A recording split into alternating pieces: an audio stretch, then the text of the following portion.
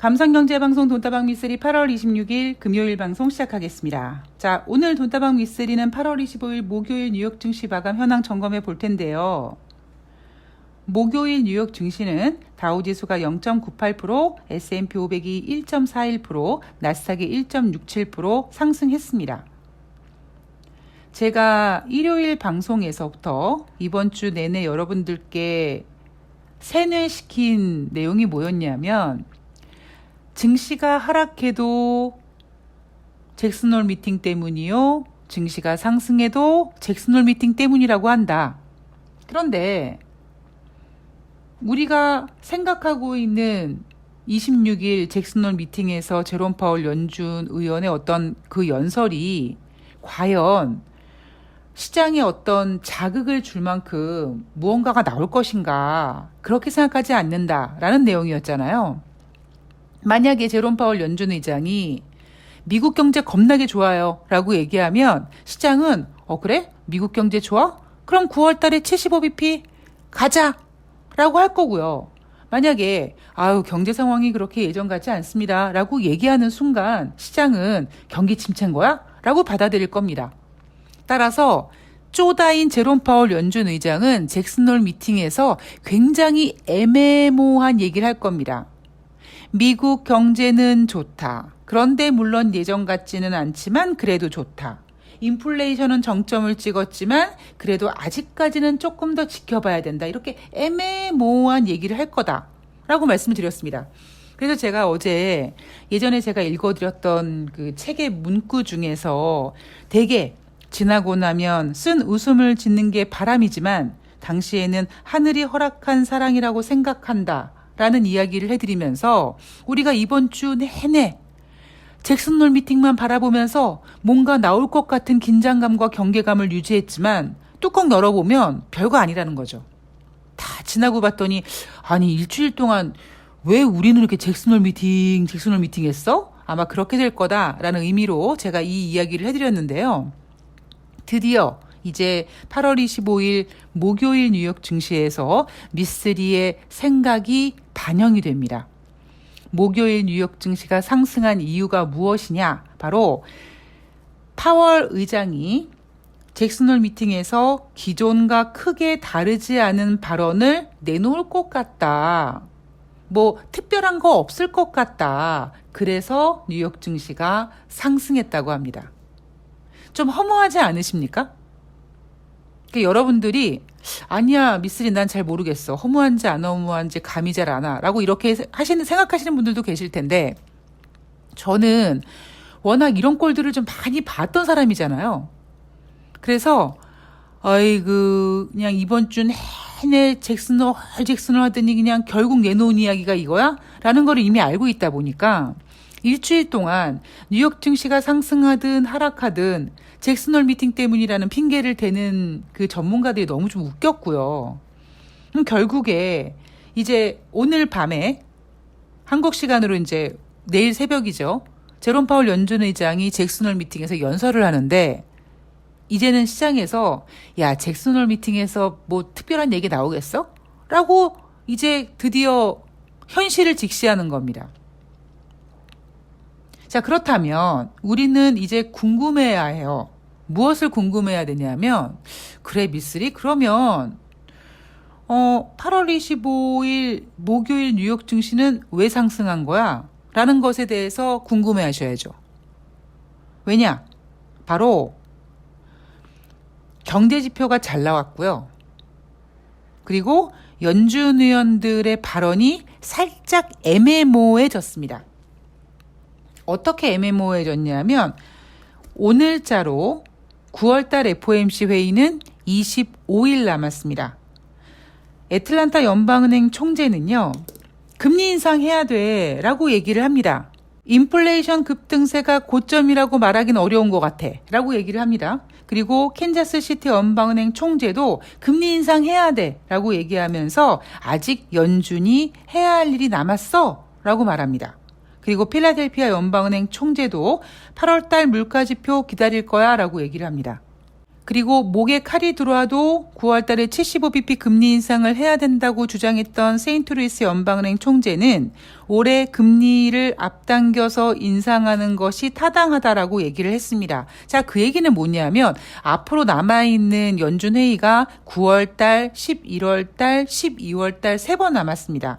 그러면 목에 칼이 들어와도 9월 달에 75bp 금리 인상을 해야 돼 라고 말하는 세인트루이스 연방은행 총재가 올해 금리를 앞당겨서 인상하는 것이 타당하다라고 얘기를 했으니까 세인트루이스 연방은행 총재의 어떤 금리 인상에 대한 생각은 변하지 않았습니다. 대신에 애틀란타 연방은행 총재, 캔자스시티 연방은행 총재, 필라델피아 연방은행 총재는 금리 인상을 해야 된다. 혹은 9월 달에 발표되는 8월 달 물가 지표를 확인해 봐야 된다 라고 얘기를 했지만 여전히 연준이 해야 될 일이 있다. 아직 인플레이션이 급등세가 고점이라고 생각하지는 않는다. 이런 발언들을 했지만 9월 달 금리 인상 폭에 대해서는 말을 아꼈습니다. 아주 미묘하게 연준 위원들의 생각이 조금 변했다라는 걸 알 수 있어요. 물론 아직까지는요, 모릅니다. 지금 시장에서 최근에 FOMC 9월달 회의가 D-Day 30일 안으로 들어오면서 9월달 75bp 금리 인상 가능성이 60%대로 올라갔지만 여전히 50bp 금리 인상 가능성도 40%대를 유지하고 있기 때문에 사실 여러분들도 저도 마찬가지로 과연 9월 달에 진짜 금리 인상 얼만큼 할 거야 라고 모르고 있는 것처럼 연준 위원들도 아직까지는 미정인 것 같아요. 그래서 나 목에 칼이 들어와도 75bp다 이렇게 얘기하기보다는 금리 인상은 해야 되는 건 맞아. 인플레이션을 잡기 위해서 해야 되는데 그 금리 인상 폭에 대해서는 이제 9월 달에 발표되는 8월 달 관련 경제 지표라든가 이런 것들을 조금 더 확인해서 연준 위원들이 잘 의견을 나눠서 결정을 해야 돼 라고 얘기를 하는 거죠. 자, 그러면 이날 뉴욕 증시가 상승한 이유 첫 번째, 일단 연준 위원들의 발언들이 아주 미묘하게 변화됐다. 두 번째, 경제 지표가 잘 나왔다라는 겁니다. 제가 어제 2분기 GDP가 발표가 될 텐데 저널에는 속보치가 발표가 됐는데 마이너스 0.9가 나왔습니다. 그러면 1분기에도 마이너스였고 2분기에도 마이너스였면 2분기 연속 마이너스면 기술적인 침체라고 인정을 해야 되는데 미국은 어떻게 얘기하고 있냐면 야야야 그거 속보치야. 아직 수정된 거 잠정치 확인해야 돼 라고 얘기하면서 마이너스 GDP를 인정하지 않았었거든요.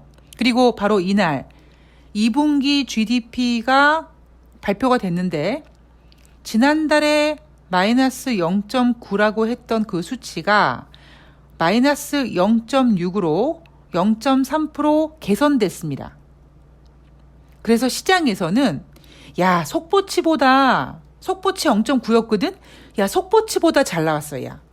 이렇게 얘기를 합니다. 그런데 우리 냉정하게 제가 돈다방 미스테리에서도 그렇고 어제 새날 방송에서도 인간이 가져야 되는 무기 중에 가장 강력한 무기는 돈도 아니고 권력도 아니고 평정심이라고 말씀드렸잖아요. 그 평정심을 가지고 우리가 봤을 때 아무리 속보치보다 0.3% 개선됐지만 2분기 미국의 GDP는 마이너스입니다. 1분기에도 마이너스, 2분기에도 마이너스, 연속 2분기 마이너스는 기술적인 침체다라는 건데 되게 재미있는 사실은 미국이 이거를 인정하고 있지 않아요. 오직 야, 속보치보다 좋았잖아, 이겁니다. 자, 여기에다가 목요일마다 발표되는 주간 신규 실업수당 청구 건수가 전주 대비 2,000명 감소해서 24만 3천 명을 기록했다고 합니다. 자, 돈다방 미스리 여러분, 정신 바짝 차리고 전주 대비 2,000명 감소해서 이번 주에 발표된 주간 신규 실업수당 청구 건수는 23만 3천 명이란 얘기는 지난주에 24만 5천 명이라는 얘기죠. 그쵸? 근데 전주에는 뭐라고 얘기했냐면 그 전주 대비 2,000명 감소해서 25만 명이라고 했습니다. 자, 수치가 지금 또 이상하게 나옵니다. 물론 GDP 속보치 잠정치 이렇게 발표하면서 수정되는 것처럼 주간 신규 실업상 청구 건수도 분명히 수정되는 부분이 있습니다만 제가 좀 화가 나는 건 뭐냐면 이날 전주 대비 2,000명 감소해서 24만 3천 명 기록했다. 물론 지난주에도 전주 대비 2,000명 감소해서 25만 명이라고 했단 말이에요. 그러면서 2주 연속 주간 신규 실업상 청구 건수는 감소세를 기록하고 있다라고 얘기합니다. 그럼 우리가 그래 실업상 청구 건수가 감소했어? 미국 경제가 좋아지는 거야? 라고 해석하거든요. 그런데 실질적으로 수치를 보면 그들이 25만 명이라고 얘기했는데 다음 주에 확인해 봤더니 그 전주가 26만 명이었고 또한 물론 이번 주에 발표된 24만 3천 명이란 이 수치가 감소된 건 맞고요. 예. 한 2주 전까지 26만 명이었는데 24만 명 정도로 감소됐다? 그럴 수 있습니다. 다시 말씀드리지만 경제는요. 점이 아니라 흐름입니다. 흐름. 선이란 말이에요. 제가 경제는 이과가 아니라 문과고 문과 중에도 심리학이라고 얘기하면서 경제방송에서 자꾸 수치를 보여주고 이러한 것들이 저는 투자자들에게 하여금 신뢰감을 주기 위함이지만 당장 투자자들이 눈으로 보이는 그 수치는요. 실질적으로 의미가 없습니다. 오히려 그 수치를 모는 종이에 하나씩 이렇게 그려서 그 점들이 모여서 보여주는 방향성이 진짜 경제인 거죠. 자, 여하튼 이날 발표된 경제지표 2분기 연속 마이너스 GDP지만 속보치보다 개선됐기 때문에 미국 경제 나쁘지 않다. 그리고 주간 신규 실업상 청구 건수도 2주 연속 감소했다. 자, 그러면 8월 25일 목요일 뉴욕 증시는요. 증시가 상승할 수 있을 만한 그 자격을 다 갖춘 거죠. 공격적으로 9월 달에 75bp 금리 인상을 노래 불렀던 연준 의원들이 금리는 인상해야 된다라고 얘기하지만 금리 인상폭에 대한 발언은 좀 자제했고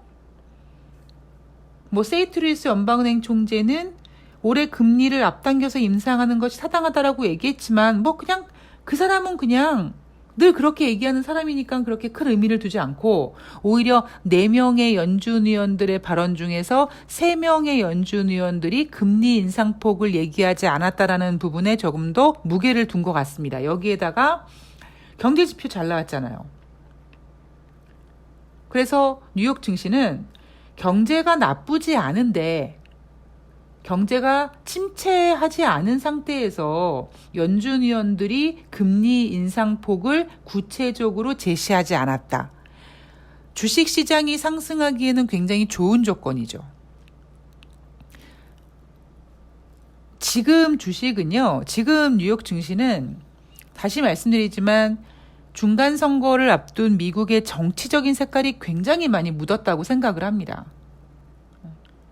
그래서 지금 시장에서 생각하고 있는 건 뭐냐면 물론 오늘 밤에 뉴욕 증시에서 제롬 파월 연준 의장이 연설도 하지만 개인 소득, 개인 소비 지출 진짜 인플레이션 지표가 발표가 됩니다. 그러면 만약에 개인 소비 지출이라든가 개인 소득 같은 것들이 증가됐다면 조금 더 쉽게 얘기하면 인플레이션 지표가 꺾였다면 시장은 지난번 소비자 물가 지표에 이어서 이제 개인 소비 지출이 둔화되는 모습을 보면서 인플레이션이 정점을 찍고 꺾이고 있다는 것을 확인하면서 9월 달에 금리 인상 가능성이 75bp가 아니라 50bp 가능성이 커질 겁니다. 잭슨홀 미팅에서 제롬 파월 연준 의장의 발언엔 그렇게 의미를 두실 필요는 없으실 것 같아요. 왜냐하면 사실 자 여러분 우리가 주식시장에서 항상 어떠한 일정을 기다리고 있지 않습니까? 뭐 다음번 FOMC 회의, 뭐 또 다음 분기 기업 실적 이렇게 일정을 계속 기다리고 있는데요. 지금 투자자들이 가장 포커스를 맞춰서 기다리고 있는 일정이 D-Day 25일 남은 9월달 FOMC 회의잖아요. 그러면 이제 이번 주가 끝나고 잭슨홀 미팅에서 제롬 파월 연준 의장이 어떤 얘기를 할지 모르겠지만 그리고 오늘 밤에 발표되는 개인 소비 지출 이런 것들이 어떻게 발표될지 모르겠습니다만 다음 주부터는요. 이제 진짜 본격적으로 9월달 FOMC를 경계하는 듯한 발언들이 나올 겁니다. 특히 필라델피아 연방은행 총재가 75bp 금리 인상 폭은 얘기하지 않았지만 8월달 물가 지표를 기다린다고 얘기했잖아요. 그러면 9월달 증시 일정을 보면은요. 일단 9월 2일 날 미국의 8월달 고용 지표가 발표가 됩니다. 실업률 발표되고요. 비농업자 고용자 지수 발표가 되고요. 그리고 세 번째 주 그러니까 우리나라 주식시장이 추석 대체 휴일로 월요일 날 열리지 않는 그 주에 9월 13일 화요일에 미국의 8월달 소비자 물가 지표가 발표가 되고요. 그리고 9월 15일 날 8월달 미국의 소매 판매가 발표가 됩니다. 그리고 9월 7일 수요일 날 베이지북이 발표가 되거든요. 그러니까 베이지북은 겉표지가 베이지 색깔이고 미국의 12개 지역의 경기 동향을 분석한 자료고 FOMC 회의 2주 전에 발표가 됩니다. 그러면 FOMC 회의가 9월 20일부터 시작이 되면 9월 10일 그러니까 우리나라 시간으로는 토요일 추석이에요. 그때 이후로 9월 12일부터 우리는 연준 위원들의 발언을 들을 수가 없습니다. 제가 지금 어떤 얘기를 해드리고 있냐면 마치 잭슨홀 미팅이 끝난 다음에 뭔가 가닥이 보일 거라고 생각하고 있으시겠지만 오히려 9월 달이 되면 굉장히 더 혼란스러운 장이 펼쳐질 가능성이 높습니다. 왜냐하면 당장 대한민국은 9월 9일 금요일부터 9월 12일 일요일 이렇게 추석 연휴로 장이 열리지 않고 물론 토요일 일요일 끼지만요. 그러면 우리나라도 추석 연휴를 앞두고 사실 증시 분위기가 9월달 FOMC를 예정하고 있기 때문에 조금은 긴장하고 있을 가능성이 높거든요. 그 얘기는 뭐냐면 제가 지금 긴장이란 표현을 썼지만 최소 9월 9일 금요일 전에 일단 뭔가 현금화를 해놓고 추석 연휴를 보내자라는 심리가 커질 가능성이 높습니다. 여기에다가 9월 8일 대한민국은 두 번째 주 목요일 바로 내만여의 날입니다. 그리고 당장 그 다음 주 9월 12일부터는 우리가 그나마 8월 25일 목요일 뉴욕 증시에서는 물론 경제 지표도 확인을 했지만 4명의 연준 의원들의 발언들을 통해서 이 사람들이 9월 달에 발표되는 지표들을 조금 더 확인하고 싶구나.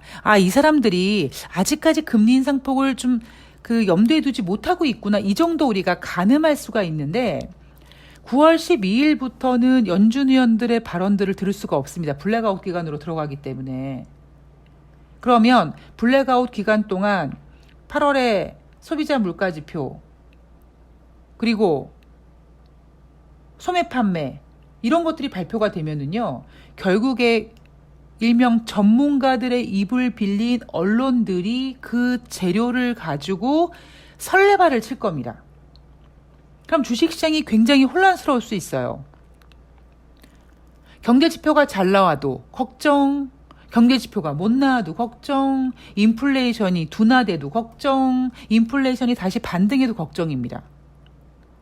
그래서 우리가 지금 이번 주에는 내내 잭슨홀 미팅 타령을 하고 있지만 오히려 진짜 우리가 긴장해야 될 거는 오히려 9월 달 이제 한 뭐 조금 더 그 기간을 넓게 잡으면 9월 달 내내 9월 달 FOMC 회의에 대한 긴장감을 가지고 증시가 좀 변동성을 보일 가능성이 높습니다. 한쪽 방향으로 움직이지 않을 거예요. 한쪽 방향으로 움직이기 위해선 뭐가 필요하냐면 9월 달에 금리 인상이 예를 들면 그 한쪽 방향이 위쪽이라면 9월 달에 금리 인상을 50bp만 한다라는 확실한 신호가 있으면은 증시가 위로 올라가겠죠. 대신에 75bp가 아니라 50bp 금리 인상이라는 것을 확인하기 위해서는 연준이 야 우리 인플레이션 목표치 2%는 너무 무리였던 것 같아. 한 뭐 4% 정도로 좀 높여서 잡고 적정하게 이제 경제 침체 오지 않도록 금리 인상을 조절해야 될 것 같아. 이런 발언이 나오거나 아니면 경제 지표가 안 좋아서 경기 침체 우려가 커져서 75bp 금리 인상을 못하게 되는 이런 두 개의 케이스가 있지 않습니까? 그리고 75bp 금리 인상은 물론 시장에서 예상하고 있었던 대로 75bp 금리 인상하는 거니까 불확실성이 해소됐어라고 해석할 수 있을지 모르겠지만 그거는 원투데이고요. 또 시간이 지나서 정신 차리고 보면 야 이거 75bp씩 금리 인상 3번 이거 실화냐? 이렇게 또 미국이 만약에 9월 달에 75bp 금리 인상을 했을 때 유럽에 대한 어떤 그 경기 침체, 중국 걱정하고 당장 대한민국 걱정하고 이러한 그 현실을 또 파악하게 되는 시간이 현타가 올 거란 말이에요. 그래서 오히려 이번 주 잭슨홀 미팅은 별거 아니다. 그냥 이번 주에 뉴욕 증시가 상승했던 이유, 하락했던 이유는 결국 잭슨홀 미팅이라고 하지만 결론적으로는 유럽의 경기 침체 걱정한 거고요. 중국의 경기 성장률 하향 조정한 거 걱정한 겁니다. 그러나 지금 뉴욕 증시는 약간 정치적인 색깔이 많이 묻어 있다 보니까 자꾸 뉴욕 증시 괜찮다라고 포장이 되고 있고요. 그 과정에서 8월 25일 목요일 뉴욕 증시는 연준 의원들의 약간 좀 금리 인상폭을 얘기하지 않는 약간 조심스러운 발언. 그리고 2분기 연속 마이너스 경제 성장률인데 그거를 기술적인 경기 침체라고 얘기하지 않고 오히려 속보치보다 좋다라고 포장하는 그들의 어떠한 작전에 말려서 뉴욕 증시가 상승한 겁니다. 잭슨홀 미팅에서는 의미 있는 얘기 나오지 않을 거고요. 그럼 결국 우리는 이제 9월 달 내내 긴장을 해야 될 겁니다. 내내 긴장을 한다는 얘기는 대한민국 증시로서는 결코 좋지 않을 거예요. 왜냐하면 지금 미국과 한국이 다시 기준금리가 동결된 상태에서 만약에 9월 달에 연준이 50bp를 인상하든 75bp를 인상하든 일단 그렇게 되면 9월 21일 이후부터는 한국과 미국의 금리 차가 최소 50bp입니다. 최대 75bp가 되는 거고요.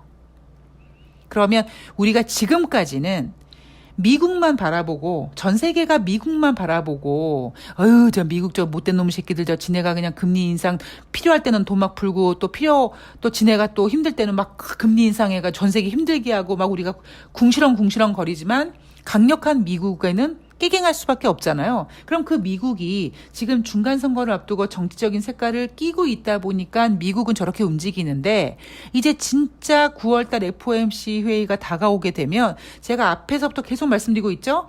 예, 유럽 경기 침체 이거 무시할 수가 없습니다. 중국도 마찬가지고요. 대한민국은요. 여기에다가 지금 미국과 중국의 긴장감이 상당히 지금 강화되고 있어서 9월달 증시가 지금 현재로 제가 봤을 때는 그렇게 만만치 않을 것 같습니다. 물론 제가 이제 또 다음 주, 이번 주 말부터 다음 주 증시 전망들을 정리해서 여러분들한테 중요한 내용들을 전달해 드릴 텐데요. 그 내용이 정리되면 다시 말씀을 드리겠지만 지금 제가 봤을 때 8월 26일 금요일 기준으로 9월달 증시를 봤을 때는요. 제가 8월달 전강 후 약이라고 말씀드렸잖아요.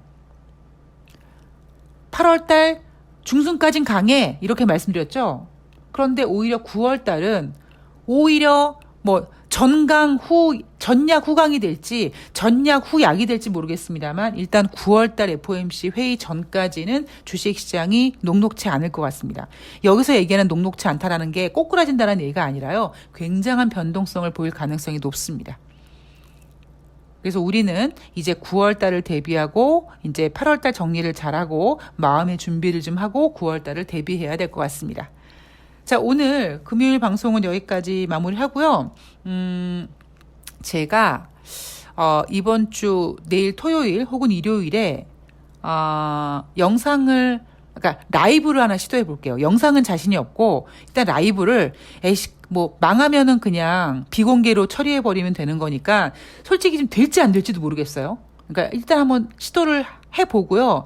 제가 그 유튜브 커뮤니티에 몇 시 정도에 할 겁니다라고 일단 예상하고 만약에 했는데 왜 안 나오지라고 하면 제가 기계치여가지고 못 하는 거예요. 실패한 거고 만약에 성공이 되면 한번 라이브를 한번 시도를 해 보도록 하겠습니다.